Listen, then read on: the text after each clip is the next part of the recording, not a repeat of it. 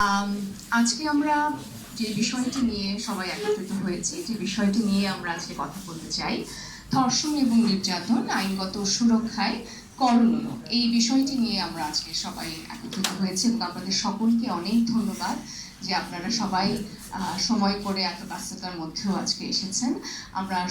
আমরা আপনাদের সুপারিশ গুলো শোনার জন্য আমরা উদ্গ্রীব।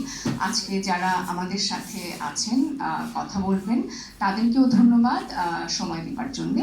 আমি আজকের সভার শুরুতেই সারা আপাকে, অনারারি নির্বাহী পরিচালক ব্লাস্ট এবং সিনিয়র আইনজীবী সুপ্রিম কোর্ট বাংলাদেশ, সারা হোসেনকে অনুরোধ করব স্বাগত বক্তব্য দিয়ে আজকের অনুষ্ঠানটি শুরু করার জন্য। ধন্যবাদ তসলিমা।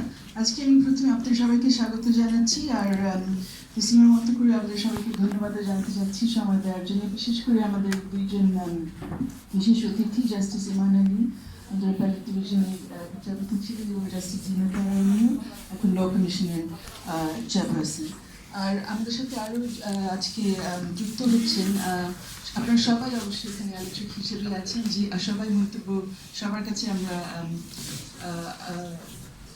আমন্ত্রণ জানাচ্ছি যে আপনারা আপনাদের মন্তব্য, আপনাদের অভিজ্ঞতা এখানে ব্যক্ত করতে পারবেন, আপনাদের সুপারিশগুলো নিয়ে আসতে পারবেন। কিন্তু কয়েকজন আমাদের জন্য আলোচক, মানে নির্দিষ্ট আলোচক হিসেবে আছেন। তার মধ্যে আমি একটু যে উল্লেখ করতে চাচ্ছি অ্যাডভোকেট শিপ্রা গোস্বামী, চলে আসলে ভালো হতো, এবং অ্যাডভোকেট মাসুদা রেহানা বেগম, রোজি আপা হিসেবে সবার কাছে পরিচিত, মহিলা পরিষদে আছেন এবং সুপ্রিম কোর্টের আইনজীবী, কাজী জাহেদ ইকবাল, উনিও সুপ্রিম কোর্টের আইনজীবী। এবং আমরা অধিকাংশ এখানে আইন পেশার সাথে জড়িত, বিচার ব্যবস্থার সাথে জড়িত, কিন্তু আরও আছেন আমাদের সাথে একজন সাংবাদিক কুরাতুল আইন তাহমিনা, যিনি নারী শিশু নির্যাতন দমন আইনের প্রয়োগ নিয়ে অনেক গবেষণা করেছেন এবং রিপোর্টিংও করেছেন। এবং এখানে আসলে মিডিয়ার ভূমিকাটা খুবই গুরুত্বপূর্ণ, এবং এই জায়গা থেকে একটু আলোচনা এবং ওনাদের বক্তব্যের পরে বা ওনাদের বিভিন্ন ওনাদের অভিজ্ঞতা ব্যক্তের পরে আমরা আসলে যারা এখন প্রাতিষ্ঠানিক সুরক্ষা দেওয়া নিয়ে যাদের দায়িত্ব রয়েছে, সরকার পর্যায়ে যারা আছেন, তাদের কয়েকজনের কাছে শুনবো, এবং শেষে আমরা অবশ্যই বিচারপতি জিনাতা এবং বিচারপতি মোহাম্মদ ইমান আলী স্যারের কাছ থেকে শুনবো। আমি যে কথাগুলো একটু বলতে চাচ্ছিলাম এই ক্ষেত্রে নিজেদের জন্য পরিষ্কার করার জন্য, আমরা গত কয়েকদিন বা কয়েক সপ্তাহ ধরে দেখছি যে বেশ কয়েকটি চাঞ্চল্যকর ঘটনা, ধর্ষণ এবং হত্যাকাণ্ডের রিপোর্টিং হচ্ছে, বিশেষ করে শিশুদের ক্ষেত্রে, কন্যা শিশুদের ক্ষেত্রে। এবং এই ঘটনাগুলো রিপোর্টিংয়ের পরে সারা দেশে আসলে যে সাড়া দিয়েছে এবং সবার বিবেকেও নাড়া দিয়েছে। আমরা দেখেছি সব জায়গায় মোটামুটি সারা দেশ জুড়ে এটা নিয়ে প্রতিবাদের ঝড় হয়েছে। এবং এই পরিস্থিতিতে আমরা রাষ্ট্রের পক্ষ থেকেও দেখেছি যে সাড়া দেওয়া হয়েছে এবং বিশেষ ব্যবস্থা নেওয়া হয়েছে অন্তত একটি মামলার ক্ষেত্রে, দ্রুত তদন্ত এবং দ্রুত বিচারের মাধ্যমে একটি রায় কয়েকদিন আগে নেমেছে।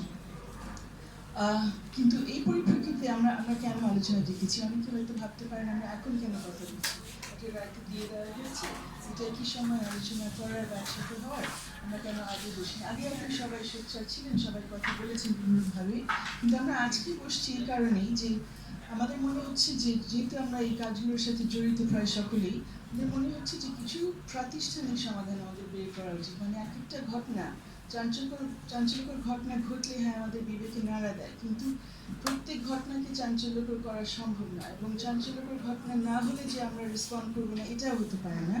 আর একই সাথে আমাদের নিজেদেরকে মনে করিয়ে দেওয়া উচিত যে আমাদের আইনে অনেক ধরনের আসলে সংশোধন পরিবর্তন হয়েছে, একেবারে 90-এর দশক থেকে শুরু করে, যখন আমরা আরও আগে যদি, কিন্তু আইনের কথা যদি বলি, যখন আমরা বিশেষ আইনটি পাই, নারী শিশু নির্যাতন আইনটি, সেটার পরবর্তী বিভিন্ন সংশোধন, মোস্ট রিসেন্টলি আমরা 25-এ বড় একটা সংশোধন দেখলাম, ঠিক এরকমই আরেকটি চাঞ্চল্যকর ঘটনার প্রেক্ষিতে তখন আইনি সংশোধন আসলে, এবং ওই আইনি সংশোধনগুলো জিয়ে রাখা হয়েছে নির্বাচিত সরকার আসার পরে, এই সরকারটি আসার পরে সেগুলো কিন্তু টিকিয়ে রেখেছেন, এগুলো বাদ দেওয়া হয়নি। কিন্তু একদিকে আমরা দেখছি আমাদের আইনগত কাঠামোতে পরিবর্তন আসছে এবং অনেক প্রগতিশীল ইতিবাচক ধরনের সংশোধন এসছে।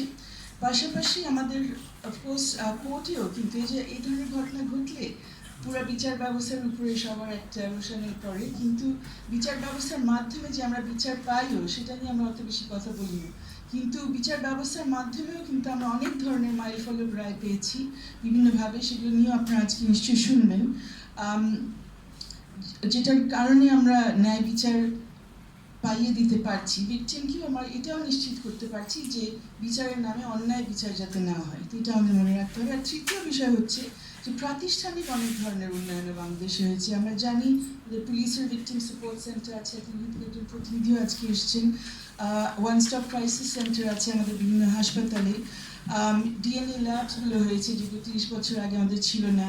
এভিডেন্সিয়াল অনেক ধরনের চেঞ্জ আসছে, কী ধরনের এভিডেন্স আমরা নিতে পারবো। এখন আমরা বায়োলজিক্যাল এভিডেন্স নিতে পারছি ডিএনএ ল্যাবের কারণে, ডিজিটাল এভিডেন্স নিতে পারছি, ফোরেন্সিক ডিজিটাল অ্যানালিসিস এখন হচ্ছে। আমরা সাক্ষ্য প্রমাণের ক্ষেত্রে এখন আমরা ভার্চুয়ালি অনেক কিছু করতে পারছি। So, অনেক পরিবর্তন হয়েছে। আসলে একেবারে যে কোনো পরিবর্তন হয় না, আমরা যে একদম 300 বছর পুরনো একটা আইনি কাঠামো নিয়ে বা প্রাতিষ্ঠানিক কাঠামো নিয়ে বসেছি সেটা কিন্তু সত্য না। তো সেই পরিপ্রেক্ষিতে আজকে আমরা যেটা আলোচনা করতে চাই, কয়েকটা বিষয় আমরা একটু আলাদা করে তুলে ধরেছি। একটা হচ্ছে যে ঘটনাগুলো ঘটছে, ইনস্টেড অফ ওয়েটিং ফর একটা চাঞ্চল্যকর ঘটনা, কি করে আমরা সার্বিকভাবে সব কেসগুলো যেগুলো কেস হিসেবে আসছে, অভিযোগ হিসেবে আসছে, মামলা হিসেবে রুজু করা হচ্ছে, সেগুলো আমরা কিভাবে ট্র্যাক করতে পারি, মনিটর করতে পারি, ভিকটিমকে সুরক্ষা দিতে পারি, এই ব্যাপারে এই মুহূর্তে আর কি করণীয়।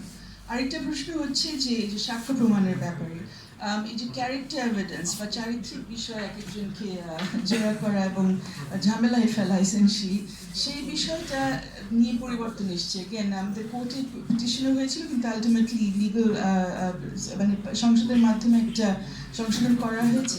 পাশাপাশি আমরা দেখেছি মেডিকেল লিগাল এভিডেন্সের ক্ষেত্রে এখন ওই 2 আঙ্গুলি পরীক্ষা একদম নিষিদ্ধ। এইগুলো নিষিদ্ধ হওয়ার পরে, এই ধরনের নতুন আইনগুলো আসার পরে আমরা কি ধরনের চেঞ্জ দেখছি, এগুলো কতদূর ইমপ্লিমেন্টেড হচ্ছে, প্রয়োগ করা হচ্ছে, এবং না হলে এখানে কি করণীয়। আরেকটি প্রশ্নতে আজকে নির্ধারিত আলোচকরা বলবেন যে সাক্ষী সুরক্ষার ব্যাপারে কি কি ব্যবস্থা, কিছু ব্যবস্থা ইতিমধ্যে আইনে আনা হয়েছে, জ্ঞান এটা কতদূর প্রয়োগ হচ্ছে, আর এখনো কেন নতুন আইনের বা আলাদা আইনের দাবি করছি, এটা আমরা শুনতে চাচ্ছি। এর বাইরে দুটো প্রশ্ন, বিশেষ করে আমাদের দুজন বিশেষ অতিথি যারা আছেন তাদের একটু দৃষ্টি আকর্ষণ করতে চাই এই ব্যাপারে। আমাদের এই যে নির্ধারিত কয়েকটি বিষয়ের বাইরে আরও দুটো বিষয় নিয়ে আমাদের একটু আলোচনা করাটা দরকার। একটা হচ্ছে সময়সীমার ব্যাপার, এটা আমরা জানি প্রায় একটা ইস্যু হিসেবে আসে, যে 3টা বিষয়। আরেকটা নির্ধারিত বিষয় ছিল যে ভিকটিমদের তথ্য কিভাবে মিডিয়াতে চলে আসে। আমরা জানি আইনে স্পষ্টভাবে বলা 14 ধারাতে যে কোনো এই আইনের অধীনে কোনো মামলা হলে, কোনো নারী বা কোনো শিশুর ক্ষেত্রে কোনো নির্যাতনের মামলা হলে তার নাম পরিচয় কোথাও প্রচার করা যাবে না। অথচ যে কেউ যদি গত কয়েক সপ্তাহ ধরে মিডিয়া খুলেন, আপনারা দেখবেন যে কয়েকটি নাম কিন্তু বারবার আমাদের সামনে আসছে। তো এই নিষিদ্ধকরণটা কেন করা হয়েছে, এটার যুক্তি সম্পর্কে আমরা শুনতে পারবো, এবং এটা হয়তো শিথিল করা যায়, কিন্তু শিথিল যতক্ষণ না পর্যন্ত হচ্ছে ততক্ষণে আমরা কী করতে পারি টু ইনশিওর এটা ঠিক মতো প্রয়োগ করা হয়, এবং শিথিল করার কোনো যুক্তি আছে কিনা। যেমন কেউ যদি কনসেন্ট করে যে তার নিজের পরিচয় সে দিতে চায়, সেটা একটা ব্যাপার। এবং আপনারা হয়তো মনে থাকবে কারো একটু আমার মতো সিনিয়র টাইপের যারা আছে, স্বপ্নাহের কেসে অনেক বছর আগে বরিশালের একজন, সে নিজেই বলেছিল সে তার পরিচয় সবার কাছে দিতে চায়, এক্সেপশনাল সিচুয়েশন। যে দুটো প্রশ্ন রাখতে চাই, একটা ছিল টাইম লিমিটের ব্যাপার। এটা নিয়ে অনেক দাবি উঠেছে যে কেন তদন্তর সময়কালটা আরও কমিয়ে আনা হচ্ছে না। গত বছর কমিয়ে আনা হয়েছিল এবং এখনও সে একটা সময়সীমা দেওয়া আছে, কিন্তু এই সময় আমরা শুনেছি কেউ বলেছেন 10 দিন, 2 দিন, 1 দিন, এরকম। এটা নিয়ে যদি আমরা একটু আলোকপাত করতে পারি। আরেকটা পয়েন্ট যেটা আপনার আলোকসূচিতে দেখবেন না, বাট ইম্পর্টেন্ট, সেটা হলো যে সাজা দেওয়ার ব্যাপারে। জ্ঞান আমরা অনেক সময় দেখি যে যখন আমরা সবাই দাঁড়িয়ে যাই রাস্তায় বা মাঠে প্রতিবাদ করার জন্য, তখন আমরা সেই বিচার প্রক্রিয়া নিয়ে বা সাক্ষী সুরক্ষা নিয়ে কথা বলি না, আমরা স্ট্রেট চলে যাই শেষ জায়গায় যে সাজাটা কী হবে, এবং সেখানে সর্বোচ্চ সাজা কেউ বলেন আর ফাঁসি কেউ বলেন। এখন প্রশ্নটা এখানেই যে সর্বোচ্চ সাজা বিভিন্ন ধরনের হতে পারে। সর্বোচ্চ সাজা যাবজ্জীবন কারাদণ্ড হতে পারে, ফাঁসি যে হতে হবে তা না। আর এখানে সবাই যে আমি বলবো যে আমাদের এখানে একসাথে বলতে হবে আমরা সবাই ফাঁসির পক্ষে